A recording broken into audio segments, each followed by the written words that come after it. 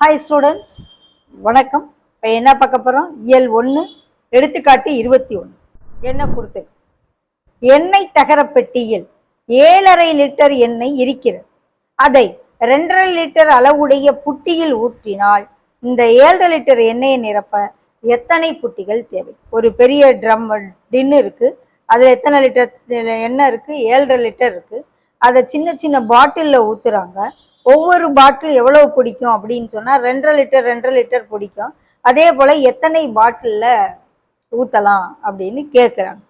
So divide, ஒரு பெரிய அளவு கொடுத்து சின்ன அளவு கொடுத்தாங்கன்னா வகுத்தல். ஸோ 7.5 2.5 அளவு இருக்கும். கலப்பு பின்னத்தை தகா பின்னமாக முதல்ல மாற்றணும். 7 2 14 1 15/2, 2 4 1 5/2.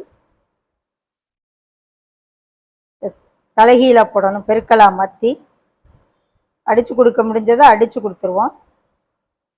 ஸோ எத்தனை புட்டிகள்? 3 புட்டிகளில் ஊற்றலாம், அது நிரப்பலாம். 7 லிட்டர் 2.5 3 இதில் ஊற்றலாம்.